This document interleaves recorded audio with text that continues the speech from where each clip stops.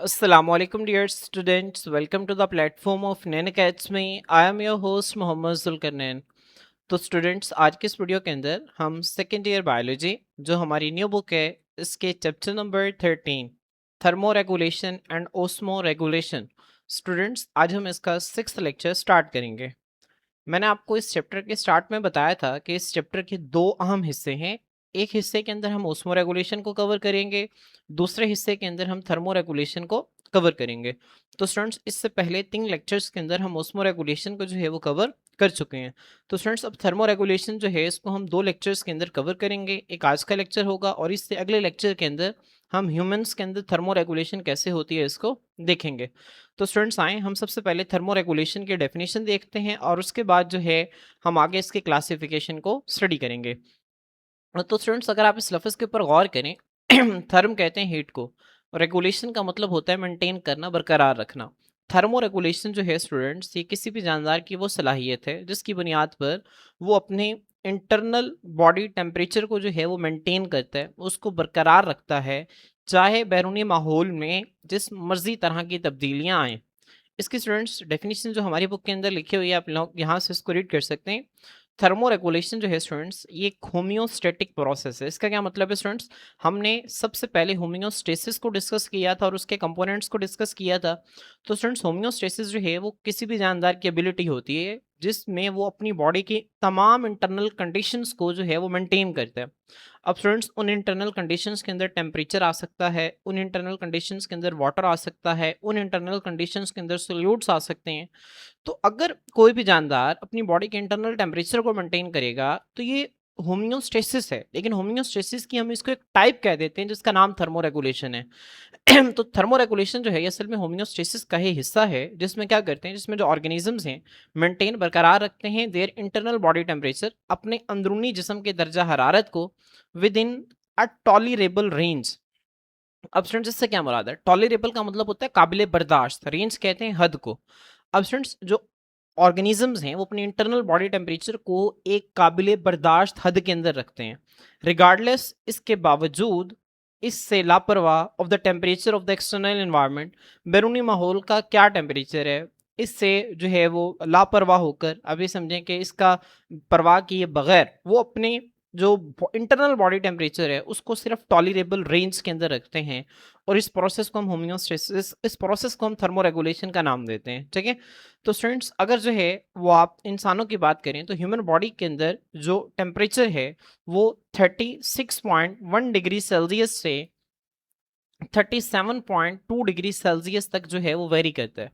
36.1 degree Celsius से 37.2 degree Celsius. तो students अगर आप देखें तो 1 डिग्री का जो है वो बहुत मुश्किल से फ़र्क है। तो हमारी बॉडी का जो कम से कम टेम्परेचर है वो ये हो सकता है, ज़्यादा से ज़्यादा टेम्परेचर जो है वो ये हो सकता है। तो इसके दरमियान अगर हमारी बॉडी का टेम्परेचर रहेगा तो हमारी बॉडी जो है वो सही तरह से काम करेगी और हमारी बॉडी को जो है वो कोई प्रॉब्लम नहीं आएगी। लेकिन अगर टेम्परेचर इस रेंज से बाहर चला गया, इस रेंज से कम हो गया या इस रेंज से ज़्यादा हो गया, तो स्टूडेंट्स फिर हमारी बॉडी को जो है वो प्रॉब्लम्स का सामना करना पड़ सकता है। अभी थर्मो रेगुलेशन ज़रूरी क्यों है, हमारी बॉडी से करती क्यों है, इसकी डिटेल भी हम आगे देखेंगे। तो आपने सबसे पहले याद रखना है कि जो थर्मो रेगुलेशन है एक होम्योस्टेटिक प्रोसेस है जिसमें जानदार जो है वो अपने इंटरनल बॉडी टेम्परेचर को टॉलरेबल लिमिट्स के अंदर जो है वो क्या करते हैं, मेंटेन करते हैं, चाहे बैरूनी माहौल में जिस मर्जी तरह की तब्दीलियां आएँ। स्टूडेंट्स यहाँ से मैंने आप लोगों को जो है वो एक पिक्चर फर्स्ट लेक्चर के अंदर भी दिखाई थी। स्टूडेंट्स अगर जो है वो बहुत गर्मी पड़ रही है तो आप ठंडी बोतल रखेंगे तो थोड़ी देर बाद ये ठंडी बोतल क्या हो जाएगी, गर्म हो जाएगी। हर चीज़ जो है वो अपने टेम्परेचर को अपने एनवायरनमेंट के टेम्परेचर के हिसाब से जो है वो अडाप्ट कर लेती है, ढाल लेती है। लेकिन हमारी बॉडी का जो टेम्परेचर है ना स्टूडेंट्स, गर्मियों में भी जो हमारी बॉडी का इंटरनल टेम्परेचर है वो ज़्यादा से ज़्यादा 37.2 डिग्री सेल्सियस ही होगा। इससे ज़्यादा हमारी बॉडी का टेम्परेचर नहीं होगा। क्यों नहीं होगा? क्योंकि हमारी बॉडी जो है वो अपने टेम्परेचर को मेंटेन करना जानती है। जैसे ही गर्मी ज़्यादा लगेगी हमारी बॉडी पसीना खारिज करना शुरू कर देगी। पसीना जब आएगा तो स्टूडेंट्स होगा क्या कि जो हीट है वो पसीने की शक्ल में जो है वो जिस्म से बाहर निकलेगी और बॉडी का टेम्परेचर कम होगा। तो हमारी बॉडी अपने टेम्परेचर को मेंटेन करना जानती है। इसी तरह स्टूडेंट्स ठंड में अगर आप एक गर्म चाय का कप रखें वो थोड़ी देर बाद ठंडा हो जाएगा। हर चीज़ जो है वो अपने टेम्परेचर को माहौल के हिसाब से जो है वो अडेप्ट करना चाहती है। लेकिन हमारी बॉडी का जो कम से कम टेम्परेचर होगा वो 36.1 डिग्री सेल्सियस होगा, और इससे कम टेम्परेचर बॉडी नहीं करेगी, क्योंकि बॉडी जो है वो अपने टेम्परेचर को मेंटेन करना जानती है। बॉडी क्या करेगी, शिवरिंग शुरू कर देगी, कपकपाहट शुरू कर देगी। ठीक है, बॉडी के अंदर और भी मैकेनिज्म हैं जिसको हम अगले लेक्चर के अंदर स्टडी करेंगे कि हमारी बॉडी जो है वो किस तरह से जो है वो रिस्पॉन्ड करती है कम टेम्परेचर पर और ज़्यादा टेम्परेचर पर। तो हमारी बॉडी जो है वो इन्वायरमेंट के हिसाब से अपने आप को अडेप्ट नहीं करती।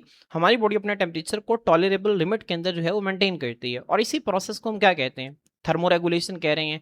ठीक है, एक ऐसा प्रोसेस जिसमें इंटरनल बॉडी टेम्परेचर को मेंटेन किया जाता है टॉलरेबल लिमिट्स के अंदर, चाहे बैरूनी माहौल में जिस मर्जी तरह की तब्दीली आ जाए, बहुत ज़्यादा ठंड है, बहुत ज़्यादा गर्मी है, बॉडी ने अपने टेम्परेचर को टॉलरेबल रेंज के अंदर जो है वो मेंटेन करना है। ठीक है, तो स्टूडेंट्स ये तो थर्मो रेगुलेशन की डेफिनेशन हो गई। अब इसकी अहमियत क्या है, हमारी बॉडी के अंदर थर्मो रेगुलेशन जो है ये क्यों ज़रूरी है। आखिर अगर टेम्परेचर 37.2 डिग्री सेल्सियस से ज़्यादा चला गया या टेम्परेचर 36.1 डिग्री सेल्सियस से कम हो गया तो लॉस क्या होगा, नुकसान क्या होगा बॉडी को, आपने इसको समझना है। तो यहाँ पर देखें स्टूडेंट्स, थर्मो रेगुलेशन जो है ये एनिमल्स के लिए बहुत ज़रूरी है। किस तरह से ज़रूरी है, आपकी बुक में दो इसकी जो है वो पॉइंट्स मेंशन है। सबसे पहले स्टूडेंट्स, आपकी बॉडी के अंदर जितने भी केमिकल रिएक्शंस हैं उन तमाम केमिकल रिएक्शंस को एंजाइम्स करवा रहे होते हैं। ऐसे ही एंजाइम्स जो हैं ये आपकी बॉडी के अंदर केमिकल रिएक्शंस की रफ्तार को स्पीड अप करवाते हैं। और आपने first year biology chapter number 5 के अंदर ये भी पढ़ा कि जो एंजाइम्स हैं वो एक ऑप्टिमम टेम्परेचर के ऊपर काम करते हैं, और वो जो ऑप्टिमम टेम्परेचर है उसमें एंजाइम सबसे ज़्यादा काम करते हैं, सबसे बेहतर काम करते हैं। ठीक है, आपने ये भी पढ़ा कि जैसे जैसे टेम्परेचर को ज़्यादा करते जाएं तो एंजाइम की जो काम करने की स्पीड है वो भी ज़्यादा होती जाती है। ठीक है, अब स्टूडेंट ज़्यादा क्यों होती है, क्योंकि जब आप टेम्परेचर को फर्ज करें 10 डिग्री, अब आपने 10 से 20 डिग्री कर दिया, 25 कर दिया, जैसे आप यहाँ से इस लेवल के ऊपर टेम्परेचर को बढ़ाते हैं तो एंजाइम और सबस्ट्रेट के मॉलिक्यूल्स के आपस में जो कोलिजन है वो ज़्यादा हो जाती है, क्योंकि टेम्परेचर ज़्यादा होने से मॉलिक्यूल्स की मूवमेंट ज़्यादा होती है। टेम्परेचर इज डायरेक्टली प्रोपोर्शनल जो है टू काइनेटिक एनर्जी। जब टेम्परेचर ज़्यादा होगा तो काइनेटिक एनर्जी क्या हो जाएगी स्टूडेंट्स, ज़्यादा हो जाएगी, मॉलिक्यूल्स की मूवमेंट ज़्यादा होगी। और जब एंजाइम और सबस्ट्रेट के मॉलिक्यूल्स ज़्यादा एक दूसरे के साथ टकराएंगे तो प्रोडक्ट बनने के चांसेस भी क्या हो जाएंगे, ज़्यादा हो जाएंगे, प्रोडक्ट बनने के चांसेस भी ज़्यादा होंगे। तो स्टूडेंट्स अगर टेम्परेचर कम हो जाएगा तो एंजाइम और सबस्ट्रेट की जो कोलिजन है इनका जो आपस में टकराना है वो भी क्या हो जाएगा, कम हो जाएगा, प्रोडक्ट कम बनेगा और एंजाइम की एक्टिविटी क्या हो जाएगी, सुस्त हो जाएगी। अगर आप टेम्परेचर जो है वो इतना ज़्यादा कर देते हैं, इतना ज़्यादा कर देते हैं कि ऑप्टिमम टेम्परेचर से क्रॉस कर जाता है, इस केस में क्या होगा, एंजाइम जो है उसके अंदर जो अमाइनो एसिड्स हैं वो बिखरना शुरू हो जाएंगे, वो अलग अलग होना शुरू हो जाएंगे, और एंजाइम की जो एक्टिव साइट है जिस जगह पे सबस्ट्रेट ने आकर अटैच होना है वो ख़राब हो जाएगी, वो डीनेचर हो जाएगी। ठीक है, तो स्टूडेंट्स यही चीज़ें जो है वो आपकी बुक के ऊपर लिखी हुई हैं। तो देखें थर्मो रेगुलेशन क्यों ज़रूरी है। अगर आपकी बॉडी का टेम्परेचर जो है वो कम हो जाता है तो आपकी बॉडी के अंदर जो एंजाइम्स हैं वो काम करना जो है वो कम कर देते हैं। ठीक है, अगर टेम्परेचर ज़्यादा हो जाता है तो एंजाइम काम करना जो है बिल्कुल छोड़ देते हैं, एंजाइम की शक्ल जो है वो क्या हो जाती है, ख़राब हो जाती है। यहाँ पे देखें एंजाइम है, ये इसकी एक्टिव साइट है। अगर जो है 40 डिग्री सेल्सियस से ऊपर आपने एंजाइम को हीट कर दिया तो इसकी एक्टिव साइड जो है वो टोटली जो है वो क्या हो जाएगी, डैमेज हो जाएगी। ठीक है, यहाँ पे सबस्ट्रेट आकर अटैच हो ही नहीं पाएगा। ठीक है, तो आपने इन पॉइंट्स को जो है वो याद रखना है। अब यहाँ पे देखें आपके बुक के अंदर लिखता है, वो कहता है all enzymes have an optimal temperature, तमाम एंजाइम्स जो हैं वो एक मखसूस टेम्परेचर के ऊपर काम करते हैं, एट विच दे फंक्शन मोस्ट एफिशिएंटली, जिस पर वो सबसे ज़्यादा मौसर तौर पर जो है वो अपना काम सर अंजाम देते हैं। If temperature falls below the optimal temperature, अगर जो टेम्परेचर है जो उनका स्टैंडर्ड टेम्परेचर है ना, जिनका काम करने का टेम्परेचर है, अगर उस टेम्परेचर से टेम्परेचर नीचे आ जाता है तो होगा क्या, एंजाइम सबस्ट्रेट की जो कोलिजन है, एंजाइम और सबस्ट्रेट का आपस में टकराना जो है ये क्या हो जाएगा, कम हो जाएगा। ऐसे ही और स्टूडेंट जब एंजाइम और सबस्ट्रेट आपस में कम टकराएंगे तो प्रोडक्ट क्या बनेगी, कम बनेगी, एंजाइम की जो एक्टिविटी है वो क्या हो जाएगी, कम हो जाएगी। तो आपके बुक के अंदर आगे लिखा हुआ है मेटाबॉलिक रेट्स ड्रॉप। मेटाबॉलिज्म किसे कहते हैं, किसी भी जानदार के अंदर होने वाले केमिकल रिएक्शंस को कहते हैं, रेट कहते हैं स्पीड को। तो जो केमिकल रिएक्शन की जो स्पीड है वो क्या हो जाएगी, ड्रॉप हो जाएगी, गिर जाएगी, कम हो जाएगी। अगर टेम्परेचर कम हुआ ऑप्टिमल टेम्परेचर से तो एंजाइम और सबस्ट्रेट की कोलिजन कम हो गई, जिसकी वजह से मेटाबॉलिक रेट भी क्या हो गया, कम हो गया।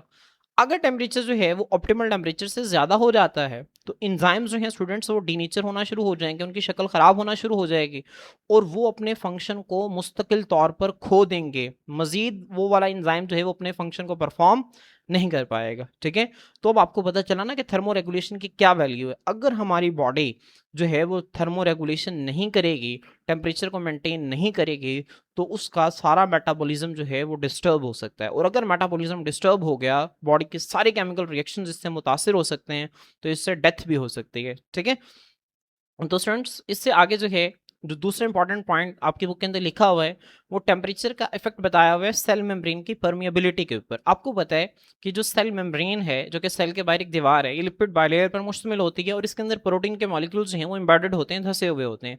ठीक है, यहाँ पे समझाने के लिए आपको जो है वो सिंपल लिपिड बायलेयर जो है वो दिखाई गई है, अलबत्ता इसके अंदर प्रोटीन के मॉलिक्यूल्स जो हैं वो भी मौजूद होते हैं। तो स्टूडेंट्स होता ये है कि जो सेल मेम्ब्रेन है परमिएबल होती है, इसके अंदर से चीज़ें जो हैं वो आर पार जो है वो क्या करती हैं, मूव करती हैं। वो चीज़ें जो कि सेल को चाहिए होती हैं वो बाहर से अंदर आती हैं, जो चीज़ें सेल ने बाहर निकालनी है उसके ज़रिए बाहर चली जाती हैं। तो ये जो सेल मेम्ब्रेन है परमिएबल होती है।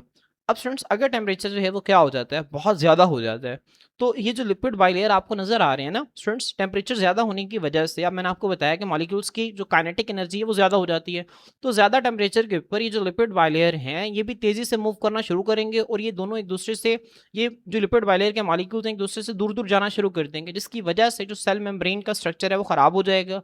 और अगर सेल मेम्ब्रेन का स्ट्रक्चर ख़राब हो गया तो क्या अब सेल मेम्ब्रेन पहले की तरह परमिएबल रहेगी कि वो कुछ चीज़ों को गुजरने देगी, कुछ चीज़ों को गुजरने नहीं देगी? बिल्कुल ऐसा नहीं होगा। जब वो लिपिड बाइलेयर ही सारे अलग हो गए तो सेल मेम्ब्रेन की परमिएबिलिटी जो है वो तो सारी खत्म हो जाएगी, फिर तो सारी चीज़ें सेल के अंदर आ सकती हैं, सारी चीज़ें सेल से बाहर जा सकती हैं। ठीक है, अल्टीमेटली सेल की डेथ हो जाती है। और इसी तरह अगर टेम्परेचर जो है वो क्या कर देते हैं बहुत ज़्यादा कम कर देते हैं, तो टेम्परेचर कम करने से आपको बताया कि जो मॉलिक्यूल्स हैं वो एक दूसरे के करीब करीब आना शुरू हो जाते हैं। तो टेम्परेचर कम करने से लिपिड बाइलेयर एक दूसरे के करीब आते हैं, इतने ज़्यादा करीब आ जाते हैं कि यहाँ से चीज़ें जो हैं वो मूव ही नहीं कर पाती, इसके आर पार जा ही नहीं पाती। ठीक है, तो स्टूडेंट्स यहाँ पे देखें, यहाँ आपकी बुक के अंदर लिखा हुआ है, वो कहते हैं जो लिपिड बाइलेयर है ना सेल के, सेल मेम्ब्रेन की, ये टेम्परेचर सेंसिटिव होती है, टेम्परेचर से जो है ये बहुत ज़्यादा हसास होती है। हाई टेम्परेचर के ऊपर जो है सेल मेम्ब्रेन अपनी सिलेक्टिव परमिएबिलिटी को मुकम्मल तौर पर खो देती है। सेल मेम्ब्रेन जो है ये सिलेक्टिवली परमिएबल होती है, ये सिलेक्ट करके चीज़ों को अंदर लाती है और सिलेक्ट करके चीज़ों को बाहर लेके जाती है, तो वो उसकी सिलेक्टिव परमिएबिलिटी टोटली खत्म हो गई। और लो टेम्परेचर जो है स्टूडेंट्स ये क्या करता है, ये सेल मेम्ब्रेन को रिजिड एक तो सख्त बना देता है और दूसरा ब्रिटल, ब्रिटल कहते हैं ऐसी चीज़ों के बड़े आराम से टूट जाती है। ठीक है, जो कि बड़े आराम से टूट जाती है, जैसे आपने देखा होगा शीशा जो है, शीशे को अगर आप जो है वो ऊपर से पकड़ के जो है वो नीचे गिराएं तो वो बड़े आराम से टूट जाएगा। ब्रिटल, ब्रिटल ऐसी चीज़ को कहते हैं जो बहुत आराम से टूट सकती है। तो रिजिड सख्त हो जाती है, दूसरा ब्रिटल हो सकती है। सेल मेम्ब्रेन बहुत आराम से अगर इसके ऊपर थोड़ा सा प्रेशर लगेगा तो फौरन से ब्रेक कर जाएगी। ठीक है, तो आपने इन पॉइंट्स को जो है वो याद रखना है। तो अगर स्टूडेंट्स थर्मो रेगुलेशन नहीं होगी तो हमारी बॉडी के जितने भी सेल्स हैं उनकी जो सेल मेम्ब्रेन्स हैं, अगर ज़्यादा टेम्परेचर होगा तो वो अपनी सिलेक्टिव परमिएबिलिटी को टोटली खो देंगी, अगर कम टेम्परेचर होगा तो वो रिजिड हो जाएंगी और ब्रिटल हो जाएंगी। ठीक है, तो आपने इन पॉइंट्स को जो है वो अच्छी तरह से याद रखना है। तो स्टूडेंट्स अब आपकी बुक के अंदर जो है वो थर्मो रेगुलेशन के हवाले से एनिमल्स की क्लासिफिकेशन जो है वो दी गई है। स्टूडेंट्स जब भी हम चीज़ों की क्लासिफिकेशन करते हैं ना, चीज़ों के ग्रुप्स बनाते हैं, तो उसका कोई ना कोई क्राइटेरिया रखते हैं। ठीक है, कोई ना कोई पैमाना होता है जिस पे चीज़ों को परखते हैं और परखने के बाद ग्रुप्स बनाए जाते हैं। अगर फर्ज करें आपकी 100 की स्ट्रेंथ है क्लास की और मैंने जो है वो ग्रुप्स बनाने हैं, तो मैं कहता हूँ कि जो बॉयज़ हैं वो एक साइड पे आ जाएँ, गर्ल्स एक साइड पे आ जाएँ। अब जेंडर को मैंने क्या ले लिया है, पैमाना ले लिया। अब अगर मैं किसी और पैमाने की बुनियाद पे बनाना चाहूँ तो मैं कहता हूँ कि वो स्टूडेंट्स जिनके 50% से ऊपर नंबर हैं वो एक साइड पे आ जाए, जिनके 50% से कम है वो एक साइड पे आ जाएँ। तो यहाँ पे मार्क्स जो हैं वो आपका क्राइटेरिया हो गया।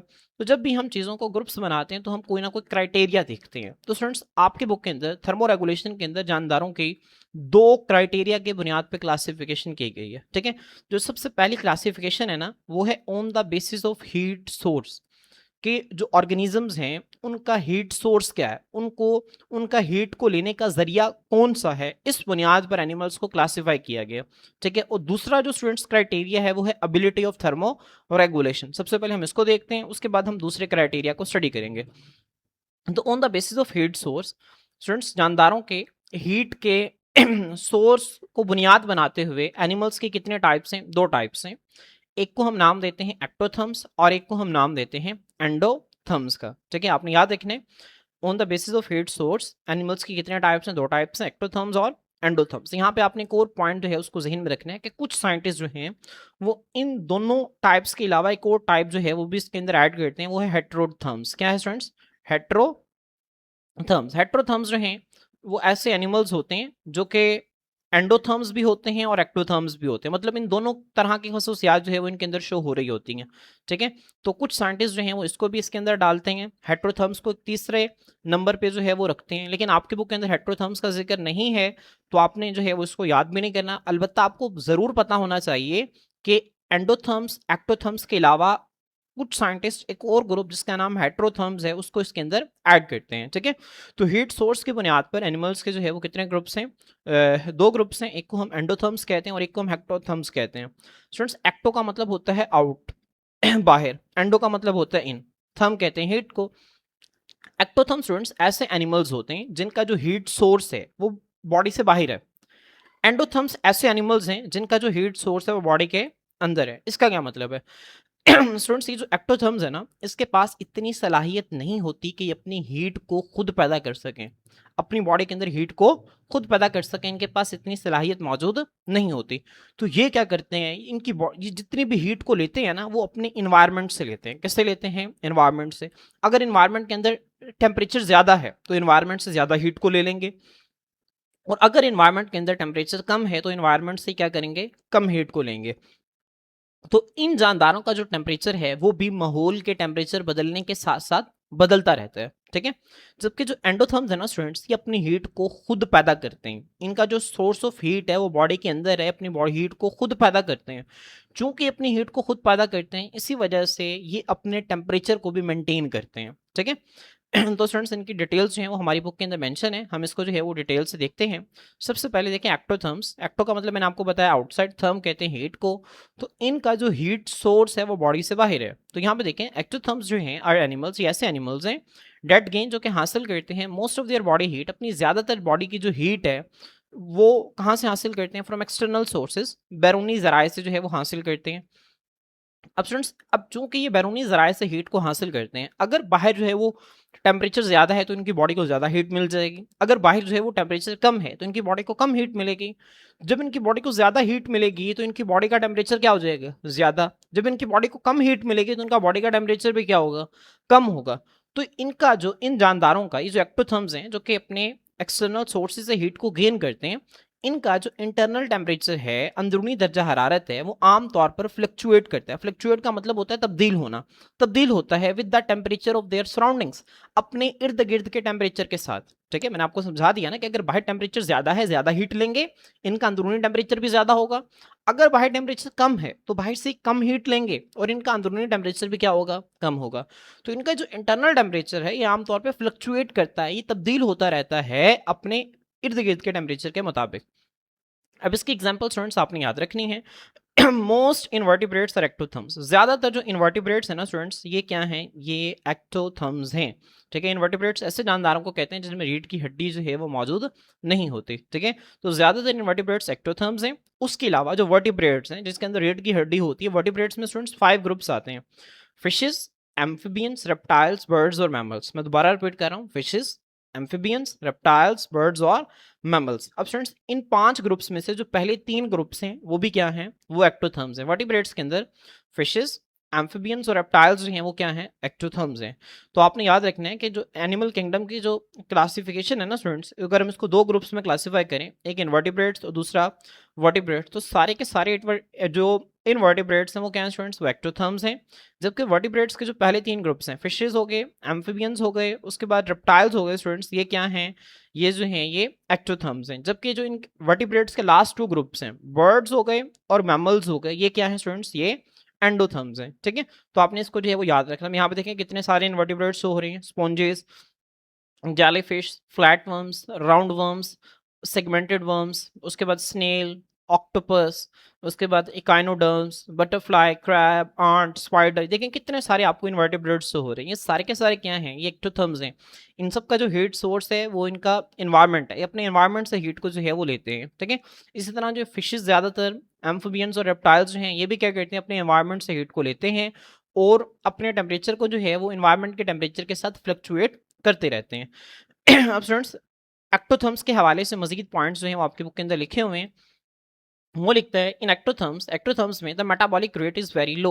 अब जाहिर सी बात है, मैंने आपको बताया कि एक्टोथर्म्स जो है ये अपनी हीट को खुद पैदा नहीं कर सकते। अब अपनी हीट जो है वो कैसे पैदा होती है, जब बॉडी के अंदर केमिकल रिएक्शंस होंगे तो इन केमिकल रिएक्शंस के नतीजा में हीट बनेगी ना।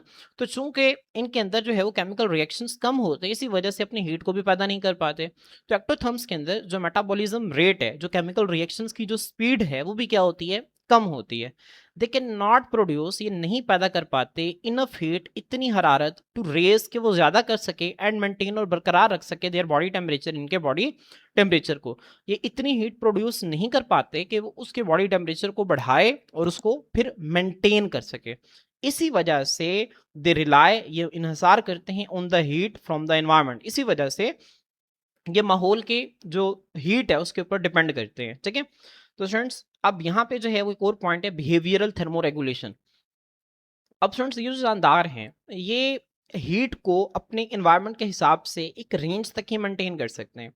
अब स्टूडेंट्स कुछ ऑर्गेनिजम्स की जो रेंज है, ठीक है, वो 10 डिग्री सेल्सियस होती है कम से कम, और ज़्यादा से ज़्यादा 40-45 डिग्री सेल्सियस हो सकती है। ठीक है, तो स्टूडेंट्स अगर आप इसको ब्रॉडली देखें ना, तो -1 डिग्री सेल्सियस से लेकर तकरीबन 45 डिग्री सेल्सियस तक जो है, ये जानदार जो है -1 डिग्री सेल्सियस से लेकर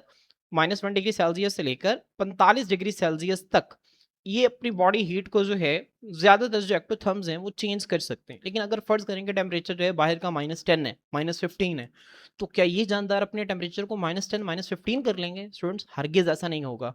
अगर टेम्परेचर बाहर 50 है तो क्या अपने टेम्परेचर को 50 कर लेंगे? ऐसा बिल्कुल नहीं होगा। ठीक है, तो थर्मो रेगुलेशन स्टूडेंट्स ये भी करते हैं, लेकिन ये थर्मो रेगुलेशन जो है ये इस तरह से करते हैं कि जब बहुत ज़्यादा ठंड होती है या बहुत ज़्यादा दर्जा हरारत ज़्यादा होता है, तो उस वक्त ये थर्मो रेगुलेशन करते हैं। तो उस वक्त स्टूडेंट्स ये थर्मो रेगुलेशन किस तरह से करते हैं, इनकी बॉडी के अंदर तो कोई हीट सोर्स है ही नहीं जो कि इनको हीट प्रोवाइड करेगा।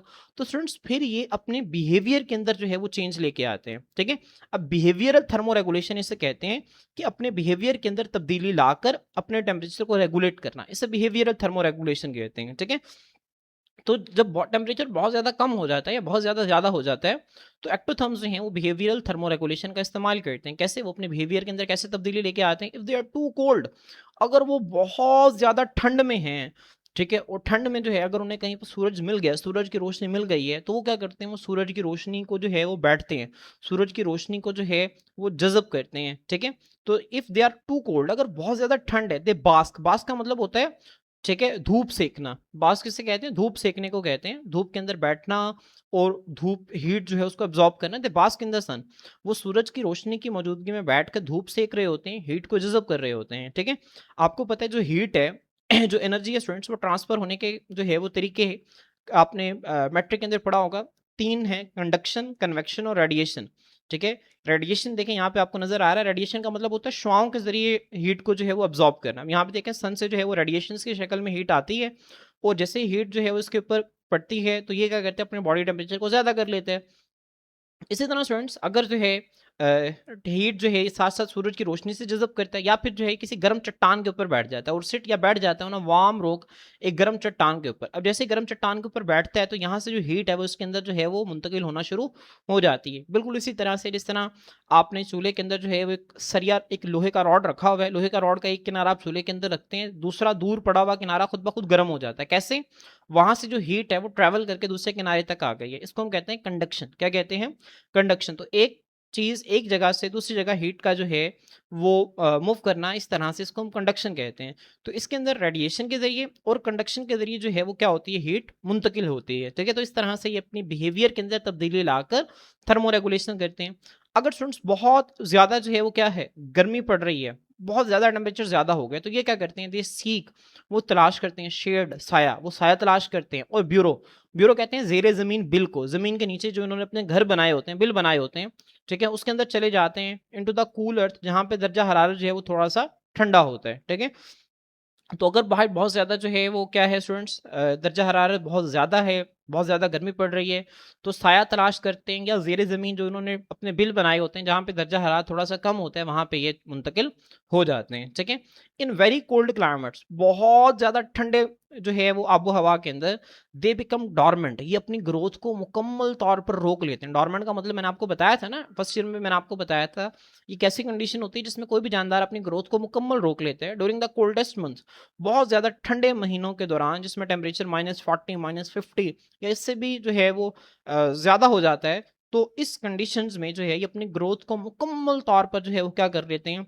रोक लेते हैं। ठीक है, तो स्टूडेंट्स ये इनकी बिहेवियरल थर्मोरेगुलेशन है, आप लोगों ने जो है वो इनको याद रखना है। ठीक है, तो यहाँ पे देखेंगे बिहेवियरल रेगुलेशन जो है कंडक्शन के जरिए और रेडिएशन के जरिए हीट ले रहा है। बहुत ज़्यादा गर्मी है तो ये साई के अंदर चला गया है, ज़ेर ज़मीन बिल के अंदर चला गया है, और बहुत ज़्यादा जब ठंड है बाहर तो इसने अपनी ग्रोथ को मुकम्मल तौर पर जो है वो क्या कर लिया है, रोक लिया है। ठीक है, तो इस तरह से जो है बिहेवियरल थर्मो रेगुलेशन करते हैं, और ये करते कब है, जब टेम्परेचर इनकी लिमिट से बहुत ज़्यादा हो जाए या बहुत कम हो जाए। ठीक है, उसके बाद स्टूडेंट्स जो दूसरी कैटेगरी है on the basis of heat source, वो है एंडोथर्म्स। एंडो का मतलब होता है इनसाइड, थर्म कहते हैं हीट को। एंडोथर्म्स जो हैं स्टूडेंट्स ये ऐसे एनिमल्स होते हैं जिनका जो सोर्स ऑफ हीट है वो बॉडी के अंदर होता है। ठीक है, ये अपनी हीट को खुद बनाते हैं और अपने टेम्परेचर को खुद रेगुलेट करते हैं। एंडोथर्म्स जनरेट एंडोथर्म्स जो हैं वो पैदा करते हैं the majority of their body heat, अपनी ज़्यादातर बॉडी हीट जो है थ्रू इंटरनल मेटाबॉलिज्म, अपने अंदर होने वाले केमिकल रिएक्शंस के नतीजा में जो है वो अपनी हीट को पैदा करते हैं। ठीक है, जब उनके अंदर हीट पैदा होती है तो फिर ये क्या करते हैं, दे मेंटेन, ये बरकरार रखते हैं रिलेटिवली निस्बतन कांस्टेंट मुस्तकिल बॉडी टेम्परेचर, दर्जा हरारत, एक निस्बतन मुस्तकिल दर्जा हरारत जो है वो अपने अंदर बरकरार रखते हैं, often higher than the environment, जो कि अक्सर माहौल से ज़्यादा होता है। ठीक है, स्टूडेंट्स, ऑफ बॉडी का अगर आप इंसानों की बात करें तो हमारी बॉडी का जो एवरेज टेम्परेचर जिसको हम लेते हैं वो 37 डिग्री सेल्सियस है, और अगर आप रेंज की बात करें तो 36.1, मैंने आपको बताया 36.1 डिग्री सेल्सियस से 37.2 डिग्री सेल्सियस है। ठीक है, तो आप ऑप्टिमम टेम्परेचर जो है वो 37 ले लेते हैं। अब 37 से देखें, अगर माहौल का टेम्परेचर 36 होगा, 35 होगा, 34 होगा, 33, 32, 31, 25, 20, 15, 10, ठीक है, अब ज़्यादातर यही टेम्परेचर होगा ना, उसके बाद माइनस में टेम्परेचर होगा, -1 होगा, 1 होगा, 2 होगा, 3 होगा। तो उस वक्त हमारी बॉडी का टेम्परेचर क्या ही रहेगा, 37 डिग्री सेल्सियस ही रहेगा। और ज़्यादा टेम्परेचर जो है वो कहाँ तक जा सकता है, ज़्यादा टेम्परेचर जो है वो चला जाएगा मैक्सिमम 45 तक चला जाएगा, 47 तक चला जाएगा, ऐसे ही है ना। तो इसी वजह से वो कहते हैं कि अपनी बॉडी का जो इंटरनल कांस्टेंट टेम्परेचर को निस्बतन बरकरार रखते हैं, और ये जो टेम्परेचर है ना, ये अक्सर इर्द गिर्द के टेम्परेचर की निस्बत ज़्यादा होता है। ठीक है, क्योंकि इर्द गिर्द का टेम्परेचर आमतौर पे 37 से कम होता है, और बहुत कम होता है कि जब 37 से टेम्परेचर ज़्यादा आ जाता है, और वो जो ज़्यादा है उसमें भी कुछ डिग्री का फ़र्क आता है। ठीक है, उसके बाद स्टूडेंट्स इसके एग्जांपल जो हैं बर्ड्स एंड मैमल्स जो हैं एंडोथर्म्स हैं।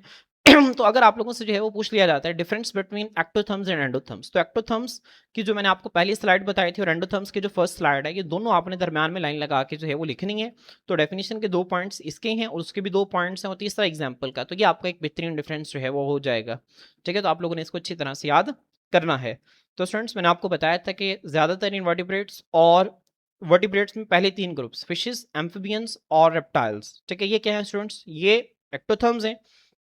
जबकि वर्टिब्रेट्स के आखिरी 2 ग्रुप्स, बर्ड्स और मैमल्स जो हैं, ये क्या हैं स्टूडेंट्स, ये एंडोथर्म्स हैं। ठीक है, अपनी हीट को जो है वो क्या करते हैं खुद क्रिएट करते हैं, खुद पैदा करते हैं। ठीक है, अब स्टूडेंट्स ये थर्मो रेगुलेशन कैसे करते हैं, ये थर्मो रेगुलेशन करेंगे इनकी बॉडी के अंदर जो है वो मैकेनिज्म होते हैं, तरीकाकार होते हैं टेम्परेचर को मेंटेन करने के लिए। व्हेन इट गेट्स कोल्ड, जब बहुत ज़्यादा ठंड पड़ती है, दे में शिवर, तो ये क्या करते हैं, शिवरिंग, कपकपाहट जो है इनके अंदर तारी हो जाती है। आपने देखा होगा बहुत ज़्यादा ठंड में जब अक्सर नहा के निकलते हैं तो शिवरिंग स्टार्ट हो जाती है। शिवरिंग में क्या होता है, हमारी बॉडी के जो मसल्स हैं ना वो खुद ब खुद कॉन्ट्रैक्ट और रिलैक्स करते हैं। अब आपको पता है कि मसल को कॉन्ट्रैक्ट करने के लिए एटीपी चाहिए होती है, और मसल को रिलैक्स करने के लिए भी एटीपी चाहिए। तो वो एटीपी कैसे आती है, बॉडी ग्लूकोज को तोड़ के एटीपी बनाती है, और जब ग्लूकोज को तोड़ा जाता है तो उससे एटीपी के साथ साथ हीट भी पैदा होती है। अब वो जो हीट पैदा होती है उससे बॉडी के टेम्परेचर को मेंटेन किया जाता है। ठीक है, तो जैसे ही आपकी बॉडी को बहुत ज़्यादा ठंड लगती है, आपकी बॉडी के अंदर शिवरिंग स्टार्ट हो जाती है, मसल्स जो हैं वो खुद ब खुद कॉन्ट्रैक्ट और रिलैक्स करने लगते हैं। ठीक है, इससे होता है कि एटीपी की प्रोडक्शन होती है और साथ हीट पैदा होती है। वो जो हीट है वो फिर सर्दियों में आपकी बॉडी के टेम्परेचर को ज़्यादा करती है। और बर्न, बर्न का मतलब होता है जलना, इस्तेमाल होना, brown adipose tissue for heat. अब स्टूडेंट्स, हमारी बॉडी के अंदर भी और इसी तरह बाकी मैमल्स के अंदर जो है वो ब्राउन एडिपोज टिश्यू मौजूद होता है। एडिपोज टिश्यू असल में फैट को कहते हैं। चर्बी जो है ना, जब काफ़ी सारे फैट के सेल्स आपस में मिलते हैं ना, तो इसे एडिपोज टिश्यू कहते हैं। और ये खास तरह का फैट होता है जिसके अंदर बहुत ज़्यादा एनर्जी होती है, इसका कलर ब्राउन होता है, इसी वजह से इसको ब्राउन फैट या फिर ब्राउन एडिपोज टिश्यू कहा जाता है। हमारी बॉडी के अंदर भी नेक के अंदर, शोल्डर के रीजन के अंदर जो है कॉलर बोन्स जो हैं, ये जो आपको नजर आती है क्लाविकल, इसके राउंड जो है ये ब्राउन एडिपोज फैट जो है ये मौजूद होता है। और बाकी जैसे ये पेंगुइन आपको यहाँ पे नजर आ रहा है, ठीक है, इसी तरह यहाँ पे आपको एक ये ऑर्गेनिज्म नजर आ रहा है, तो इनके अंदर जो है वो ब्राउन एडिपोज टिश्यू बहुत ज्यादा क्वांटिटी के अंदर पाया जाता है, कुछ के अंदर जो है कम होता है। इसी तरह जो इंसानी बच्चे होते हैं, जो छोटे होते हैं, जब नया बच्चा पैदा होता है उसके अंदर ये बहुत ज्यादा क्वांटिटी के अंदर होता है, क्योंकि जब बच्चे को ठंड लगेगी वो कांप तो नहीं ना सकता, वो शिवर तो नहीं ना कर सकता, उसकी शिवरिंग इतनी अच्छी नहीं होगी, तो उसकी बॉडी के अंदर ब्राउन एडिपोज टिश्यू जो है वो ज्यादा होता है, जो कि उसको सर्दी से बचाता है। तो जब ठंड लगती है तो या तो कपकपाहट तारी हो जाती है, या बॉडी जो है वो क्या करती है, ब्राउन एडिपोज टिश्यू को जो है वो बर्न करती है, ठीक है, इसको ब्रेक करती है, और इसको ब्रेक करके क्या करती है, हीट को प्रोड्यूस करती है। आपने पढ़ा हुआ है ना फर्स्ट ईयर के अंदर कि कार्बोहाइड्रेट्स और प्रोटीन्स जो हैं, इन दोनों की निस्बत लिपिड्स के अंदर जो है वो बहुत ज्यादा एनर्जी जो है वो होती है, ठीक है। ज्यादातर एंडोथर्म्स जो हैं स्टूडेंट्स, इनके पास क्या होता है, इंसुलेशन होती है। इंसुलेशन का मतलब होता है एक ऐसी चीज जिसके अंदर से ना तो हीट पास करे ना तो करंट पास करे, उसे हम इंसुलेटर कहते हैं। तो ज्यादातर एंडोथर्म्स जो हैं स्टूडेंट्स ये क्या करते हैं, इनके पास इंसुलेशन होती है, ठीक है, टू रिटेन, बरकरार रखने के लिए हीट को, ठीक है, सच एज हेयर, इसमें हेयर आ सकते हैं, फीदर्स, फीदर्स परों को कहते हैं, पर हो सकते हैं, और फैट या फिर जो है वो चर्बी हो सकती है। तो यहाँ पे देखेंगे आपको नजर आ रहा है वुल्फ नजर आ रही है, इसकी स्किन के ऊपर हेयर्स हैं। अब स्टूडेंट्स ये जो हेयर्स है ना, ये क्या करते हैं, अपने अंदर जो है एयर को इंट्रैप कर लेते हैं, एयर की एक तय को जो है वो इंट्रैप कर लेते हैं। तो ये जो हेयर्स के अंदर जब एयर ट्रैप हो जाती है ना, वो जो एयर है ना वो इंसुलेटर का काम करती है, वो बॉडी की हीट को बाहर नहीं जाने देती। इसी तरह स्टूडेंट्स इनकी बॉडी के अंदर ये जो फीदर्स जो है वहाँ पे आपको नजर आते हैं, तो फीदर्स हैं ये भी इंसुलेशन का काम करते हैं, और फैट जो है ये भी इंसुलेशन का काम करती है, बॉडी की हीट को बाहर नहीं जाने देती, ठीक है। तो ये थर्मो रेगुलेशन के जो है वो तरीकाकार होते हैं किसके अंदर, एंडोथर्म्स के अंदर। तो स्टूडेंट्स होपफुली आपको यहाँ तक जो है वो समझ आ गया होगा। तो students on the basis of thermo regulation करने की सलाहियत की बुनियाद पर जो एनिमल्स हैं उनकी दो टाइप्स हैं, एक को हम कहते हैं पोइकिलोथर्म्स और एक को हम कहते हैं होमियोथर्म्स। यहाँ पे बाय मिस्टेक हेट्रो लिखा हुआ है, तो असल क्या है, होमियोथर्म्स। अब स्टूडेंट्स ऐसे जानदार जो कि अपनी बॉडी के टेम्परेचर को नैरो लिमिट्स के अंदर मेंटेन करने की सलाहियत रखते हैं, इन जानदारों को जो है वो हम होमियोथर्म्स कहते हैं, ठीक है। जबकि ऐसे जानदार जो कि अपनी बॉडी के टेम्परेचर को नैरो लिमिट्स के अंदर मेंटेन नहीं कर पाते, ऐसे जानदारों को जो है वो हम किसका नाम देते हैं, पोइकिलोथर्म्स का नाम देते हैं, ठीक है। तो स्टूडेंट्स आए अब हम जो है वो इसकी डेफिनेशन रीड करते हैं। स्टूडेंट सबसे पहले पोइकिलोथर्म्स, थर्म कहते हैं हीट को, ये जो पोइकिलो लफ्ज है ना इसका मतलब होता है वेरी करना, तब्दील होना, चेंज होना। तो पोइकिलोथर्म्स जो हैं स्टूडेंट्स, ये ऐसे एनिमल्स होते हैं डेट आर अनएबल, जो कि इस काबिल नहीं होते टू मेंटेन के वो बरकरार रख सकें देयर बॉडी टेम्परेचर, अपने जिस्म के दर्जा हरारत को विद इन नैरो लिमिट्स, तंग हदूद के अंदर, ठीक है। जिस तरह ह्यूमन बॉडी की सलाहियत होती है ना कि वो 36.1 डिग्री सेल्सियस से 37.2 डिग्री सेल्सियस तक हीट को मेंटेन कर सकती है, टेम्परेचर को मेंटेन कर सकती है। तो इसी तरह पोइकिलोथर्म्स जो हैं वो इतनी नैरो लिमिट्स के अंदर अपने टेम्परेचर को मेंटेन नहीं कर पाते, ठीक है। देयर बॉडी टेम्परेचर, इनका जो जिस्म का दर्जा हरारत है वेरियस, वो तब्दील होता रहता है कंसिडरेबली, काबिल गौर तरीके से, यूजुअली, और वो आम तौर पर मैच, मुशाबियत रखता है the temperature of the environment, माहौल के दर्जा हरारत के साथ। पोइकिलोथर्म्स जो हैं ये अपने टेम्परेचर को नैरो लिमिट्स के अंदर मेंटेन नहीं कर पाते, इनका दर्जा हरारत आमतौर पर तब्दील होता रहता है, और ये जो है ये इन्वायरमेंट के टेम्परेचर के बराबर रहता है। इसकी एग्जाम्पल स्टूडेंट्स वही हैं जो कि आप लोगों ने जो है वो किसकी एग्जाम्पल्स पढ़ी थी, एक्टोथर्म्स की एग्जाम्पल पढ़ी थी, ठीक है। एक्टोथर्म्स में आपने देखा था मोस्ट इन्वर्टिब्रेट्स, और यहाँ पे लिखा हुआ है ऑल इन्वर्टिब्रेट्स, तो आपने ये याद रखने हैं। ऑल इन्वर्टिब्रेट्स जो हैं ये पोइकिलोथर्म्स हैं। उसके अलावा स्टूडेंट्स जो वर्टिब्रेट्स में पहले तीन ग्रुप्स हैं, फिशेस, एम्फिबियंस और रेप्टाइल्स, ये सारे के सारे क्या हैं, ये पोइकिलोथर्म्स हैं, ठीक है। तो अब स्टूडेंट्स यहाँ पे आपको आसानी हो गई कि पोइकिलोथर्म्स और एक्टोथर्म्स दोनों के एग्जाम्पल्स क्या हैं, सेम हैं। इसी तरह जो होमियोथर्म्स हैं और एंडोथर्म्स हैं, इन दोनों के एग्जाम्पल्स भी क्या होंगे, सेम होंगे। तो स्टूडेंट्स यहाँ पे जो है वो आप लोग देख सकते हैं कि इन्वर्टिब्रेट्स और first three groups fishes, amphibians और रेप्टाइल्स, ये पोइकिलोथर्म्स हैं, और यही एक्टोथर्म्स की एग्जाम्पल्स हैं। और लास्ट टू बर्ड्स और मैमल्स जो हैं ये जो हैं ये एंडोथर्म्स की एग्जांपल्स भी हैं और होमियोथर्म्स के एग्जांपल भी हैं। अब स्टूडेंट्स साइड बॉक्स लिखा हुआ है, अब देखिए पोइकिलोथर्म्स जो हैं स्टूडेंट्स, चूंकि इन्होंने अपनी बॉडी के टेम्परेचर को जो है वो मेंटेन नहीं करना होता, इसी वजह से आपकी बुक के अंदर लिखा हुआ है कि poikilotherms do not need to consume massive amounts of food. Poikilotherms को जो है वो खुराक को बहुत ज़्यादा क्वांटिटी के अंदर जो है वो इस्तेमाल नहीं करना पड़ता, खुराक को बहुत ज़्यादा क्वांटिटी के अंदर खर्च करना नहीं पड़ता, ठीक है, टू फ्यूल कि वो एक ईंधन के तौर पे इस्तेमाल हो सके या कांस्टेंट टेम्परेचर, ठीक है। क्योंकि जाहिर सी बात है जब फूड आप खाएंगे वो फूड खाने के बाद आपकी बॉडी के अंदर टूटेगी, उससे एनर्जी रिलीज होगी। तो पोइकिलोथर्म्स चूंकि इन्होंने अपनी बॉडी के टेम्परेचर को जो है वो मेंटेन ही नहीं करना, इसी वजह से इनको बहुत ज्यादा क्वांटिटी के अंदर खुराक को खाने की जरूरत भी नहीं पड़ती, और ज्यादा खुराक ज्यादा खाएंगे नहीं तो इनकी बॉडी का टेम्परेचर जो है वो मेंटेन भी कैसे रहेगा, और इन्होंने करना भी नहीं होता। तो इसी वजह से ये ज्यादा क्वांटिटी के अंदर फूड को खाते नहीं है। इट अलाउज देम, ये इनको इजाजत देते हैं टू सर्वाइव, कि वो जिंदा रह सकें इन न्यूट्रिएंट पुअर एनवायरनमेंट्स, ऐसे माहौल के अंदर जहाँ पे खुराक बहुत कम है। जहाँ पे स्टूडेंट्स खुराक बहुत कम होती है वहाँ पे पोइकिलोथर्म्स जो हैं वो सर्वाइव कर जाते हैं, जबकि होम्योथर्म्स जो हैं वहाँ पे वो भूख की वजह से उनकी डेथ भी हो सकती है, वुड स्टार्व, वो फाका कशी की वजह से जो है वो मर भी सकते हैं वहाँ पे, ठीक है। तो ये साइड बॉक्स की इन्फॉर्मेशन आप लोगों ने इसको याद रखना है। होम्यो स्टूडेंट्स सेम को कहते हैं, थर्म कहते हैं हीट को। तो होम्यो थर्म्स जो है स्टूडेंट्स ये ऐसे एनिमल्स होते हैं जो कि अपने इंटरनल बॉडी टेम्परेचर को नैरो लिमिट्स के अंदर जो है वो मेंटेन करते हैं। तो दीज एनिमल्स मेंटेन, ये बरकरार रखते हैं रिलेटिवली निस्बतन कांस्टेंट मुस्तकिल इंटरनल बॉडी टेम्परेचर, अंदरूनी जिस्म का दर्जा हरारत, रिगार्डलेस ऑफ इन्वायरमेंटल फ्लक्चुएशन तब्दीलियों को कहते हैं इन्वायरमेंटल माहौलियाती तब्दीलियों से बेपनाह होकर या इससे लापरवाह होकर ये अपने जो जिस्म का अंदरूनी जिस्म का दर्जा हरारत है उसको ये मुस्तकिल तौर पर जो है वो क्या करते हैं, मेंटेन करते हैं, ठीक है। अब स्टूडेंट्स ये मेंटेन कैसे करते हैं, इन ऑर्गेनिजम्स के अंदर होते हैं स्पेशल पार्ट्स जिनको हम थर्मोस्टेट्स कहते हैं। थर्मोस्टेट स्टूडेंट क्या होता है, ये वो बॉडी का पार्ट है जो कि टेम्परेचर के अंदर आने वाली तब्दीलियों को डिटेक्ट करते हैं, और डिटेक्ट करने के साथ साथ टेम्परेचर को मेंटेन करने के लिए आगे कोशिश करता है, ठीक है। जिस तरह आपने देखा होगा ना इस्त्री के अंदर जो है वो थर्मोस्टेट होता है, कि जैसे ही इस्त्री जो है वो एक टेम्परेचर तक गर्म हो जाती है उसके बाद इस्त्री खुद ब खुद बंद हो जाती है, और जैसे उस टेम्परेचर से नीचे आती है फिर इस्त्री ऑन हो जाती है, ठीक है। इस्त्री के अंदर इस तरह थर्मोस्टेट होता है, इसी तरह हमारी बॉडी के अंदर भी एक थर्मोस्टेट होता है, और हमारी बॉडी का जो थर्मोस्टेट है वो हमारे दिमाग के अंदर होता है जिसका नाम है हाइपोथैलेमस। तो आपने इसको याद रखना है कि जो ब्रेन का हाइपोथैलेमस है ये थर्मोस्टेट का काम करता है टू ट्रिगर, और ये क्या बताता है, कूलिंग ठंडा और हीटिंग रिस्पॉन्सेज। अगर हमारी बॉडी को ठंड लग रही है या हमारी बॉडी को गर्मी लग रही है तो उसका जो रिस्पॉन्स देना है वो हाइपोथैलेमस ने देना है, ठीक है। तो आपने इसको जो है वो याद रखना है। इसकी एग्जांपल्स बर्ड्स और मैमल्स हैं। आगे वो मजीद कहता है कि जो ह्यूमंस हैं वो अपने इंटरनल टेम्परेचर को जो है वो रफली 37 डिग्री सेल्सियस तक मेंटेन करते हैं, चाहे बाहर जो है वो बहुत ज़्यादा ठंड है या बहुत ज़्यादा गर्मी है। तो आपने इन पॉइंट्स को, इन एग्जाम्पल्स को अच्छी तरह से याद रखना है। अब स्टूडेंट लास्ट पे जो है वो मेरा आपसे क्वेश्चन है कि आपने चूंकि पढ़ा कि जो एंडोथर्म्स की एग्जांपल्स हैं, ठीक है, वही होम्योथर्म्स की एग्जांपल हैं, और जो एक्टोथर्म्स की एग्जांपल हैं वही पोइकिलोथर्म्स की एग्जांपल हैं। तो क्या सारे के सारे एंडोथर्म्स जो हैं वो होम्योथर्म्स हैं और सारे के सारे एक्टोथर्म्स जो हैं वो पोइकिलोथर्म्स हैं? स्टूडेंट्स ऐसा बिल्कुल भी नहीं है। जो एंडोथर्म्स हैं ये होम्योथर्म्स भी हो सकते हैं और पोइकिलोथर्म्स भी हो सकते हैं, अलबत्ता ज्यादातर एंडोथर्म्स जो हैं वो होम्योथर्म्स हैं। एंडोथर्म का क्या मतलब है, ये ऐसे जानदार जो अपनी हीट को खुद बनाते हैं। होम्योथर्म का मतलब है ऐसे जानदार जो अपनी हीट को मेंटेन करते हैं।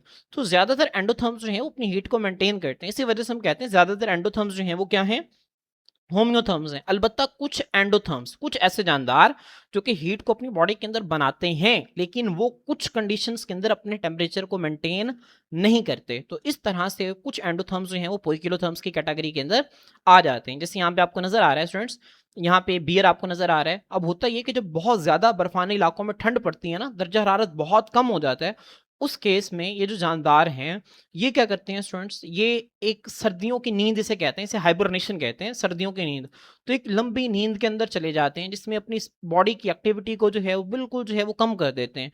तो उस दौरान ये अपनी बॉडी के टेम्परेचर को मेंटेन भी नहीं करते, ठीक है। तो इस कंडीशन के अंदर ये क्या बन जाते हैं, फिर ये पोइकिलो थम्स बन जाते हैं क्योंकि अपने टेम्परेचर को मेंटेन नहीं करते, ठीक है। वैसे होते ये क्या है, एंडोथर्म्स हैं, इनकी हीट सोर्स बॉडी के अंदर है, लेकिन जब बहुत ज्यादा ठंड होती है तो एक लंबी नींद के अंदर चले जाते हैं जिसमें अपने बॉडी के टेम्परेचर को मेंटेन नहीं करते। इसी तरह जो एक्टोथर्म्स हैं स्टूडेंट्स, एक्टोथर्म्स जो है उनका बॉडी का सोर्स जो है वो इन्वायरमेंट है, इन्वायरमेंट से हीट को लेते हैं। तो ज्यादातर जो एक्टोथर्म्स हैं वो पोइकिलोथर्म्स होते हैं। जाहिर सी बात है जब वो हीट को इन्वायरमेंट से लेते हैं तो वो अपने बॉडी के टेम्परेचर को मेंटेन भी नहीं करते। इन्वायरमेंट का टेम्परेचर चेंज होने के साथ साथ उनका टेम्परेचर जो है वो चेंज होता है। लेकिन इसमें भी कुछ एक्सेप्शंस हैं। कुछ स्टूडेंट्स समुद्र की गहराई में रहने वाली जो मछलियां हैं, ठीक है, और कुछ डेजर्ट लिजर्ड्स, चूंकि इनका जो समुद्र की गहराई में रहने वाली जो मछली है वहां पे टेम्परेचर तकरीबन सेम होता है, तो उसके लिहाज से अपने बॉडी के टेम्परेचर को जो है वो मेंटेन करती है। इसी तरह जो डेजर्ट लिजर्ड्स हैं ये भी अपने टेम्परेचर को मेंटेन करते हैं, ठीक है। हालांकि इनका जो सोर्स ऑफ हीट है वो इन्वायरमेंट है, लेकिन ये अपने टेम्परेचर को मेंटेन करती हैं। इसी वजह से कुछ एक्टोथर्म्स जो हैं वो होम्योथर्म्स हैं, अलबत्ता ज़्यादातर जो एक्टोथर्म्स हैं वो क्या हैं, पोइकिलोथर्म्स हैं। ठीक है, ये बात मैंने आपको इस वजह से बताई है क्योंकि आप ये ना समझ लें कि सारे के सारे एंडोथर्म्स जो हैं वो पोइकिलोथर्म्स हैं और सारे सारे के सारे एंडोथर्म्स होम्योथर्म्स हैं और सारे के सारे एक्टोथर्म्स जो हैं वो पोइकिलोथर्म्स हैं। ठीक है, तो आपने इस कन्फ्यूजन से जो है वो बचना है। तो स्टूडेंट्स इंशाल्लाह नेक्स्ट लेक्चर के अंदर हम जो है वो थर्मो रेगुलेशन इन ह्यूमंस को स्टार्ट करेंगे। आज के लिए इतना है। अल्लाह हाफिज़।